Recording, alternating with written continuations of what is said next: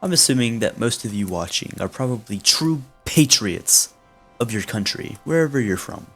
And with that being said, it's only natural to assume that at some point you've wondered who would win if your country went to war with every other country in the world. And today, that is the question we're going to be answering. We're going to be playing Worldbox, that after 100 years, every single country in the world is going to declare war on one another in a massive battle royale, and we're going to see who comes out on top.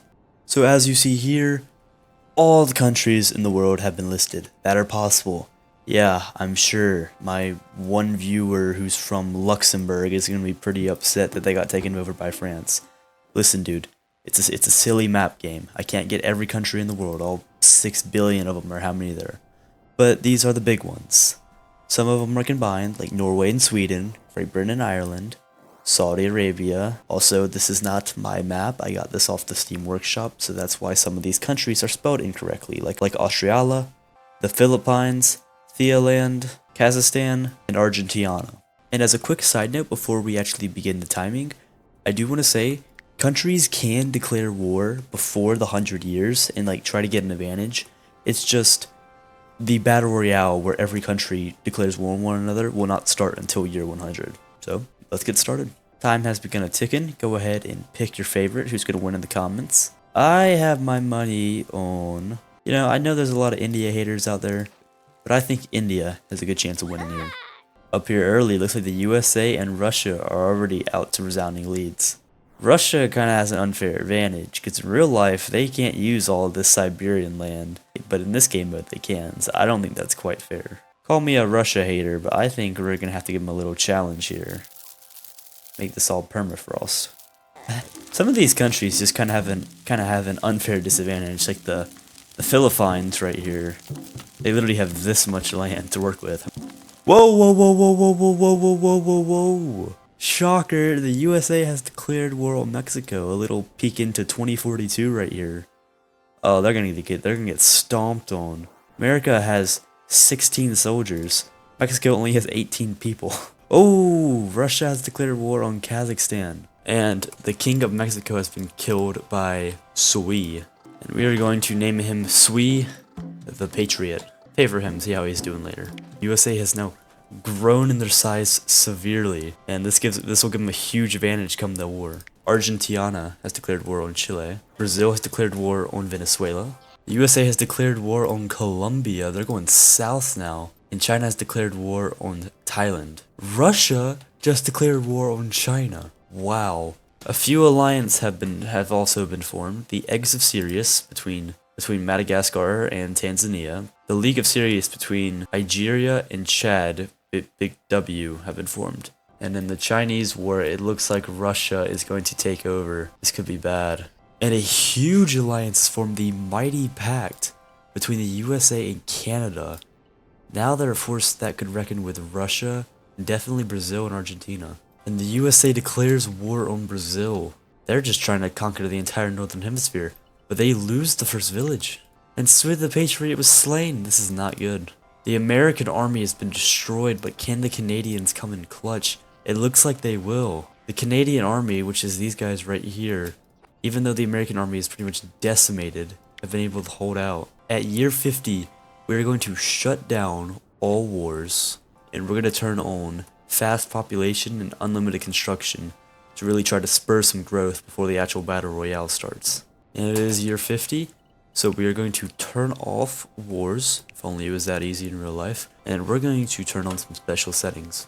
So as you see here, we're going to turn on city fast population growth and city unlimited houses. And we'll turn on city fast construction too. This way, these cities will go really quick. So as you see here, population of all countries are flying up. India is seeing some growth. The Philippines are still hard stuck at 3 people. It looks like for the most part, it might just be a war between the US and Russia. When the war starts, all alliances will be broken. I feel like Canada's a sneaky good opponent. All of their stuff is positioned in such a good spot. Their houses are really well defended. They have a nice port right here that's well secured, and their farms are all the way in the back, meaning they have a good food supply. I really think Canada has a good shot to win it. But then of course there's the freedom-loving USA Patriots.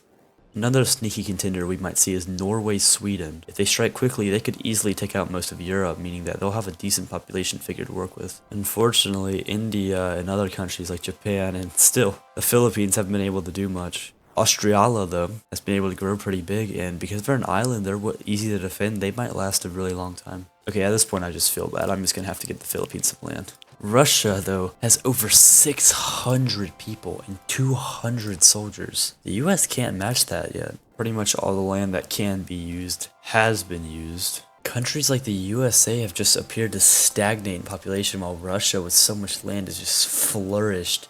Look at all these houses. It's gonna be really hard to take them down. And only a few more years until the war starts. Go ahead and get your final bets in for the war. My bet of India is not looking too good anymore. I'm assuming Russia's going to win, but I really want to put my faith into the United States. I think they have a really good chance. And approaching the last year left here, we can see that Russia has over 800 people total, pretty much between it and China, and that's year 100.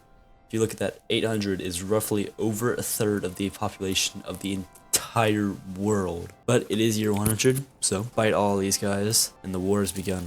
Entire world against one another. We're gonna slow down time and let the fighting begin. The United States is charged into Canada immediately. Looks like they're actually having pretty good success there, and they're gonna start taking Canada. USA looks like they are gonna take Canada. Here in the Middle East, like I suspected, Norway, Sweden started doing some really good job, and the US is pushing south. And what the heck is this?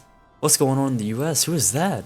Russia has sent a force over to America. I think the US will be able to repel this attack, but there's so many soldiers there. And already most of the countries in the world have been solidified. Australia fell to Russia really quick. I thought Australia would hold it for a long time. India is beginning to fall. USA has reclaimed Canada. And a lot of forces are dying in Russia. Their army is down to just 100 people, but most of these other countries have been pretty much annihilated too. Canada has fallen again. Looks like the United States has landed some forces in Eastern Asia for some reason. Norway, Sweden starting to fall, and as we suspected, it looks like Russia's moves early are really gonna pay off, as it's just beginning to topple now. Madagascar is still in it. Canada is succumbing, and Canada is back in US hands.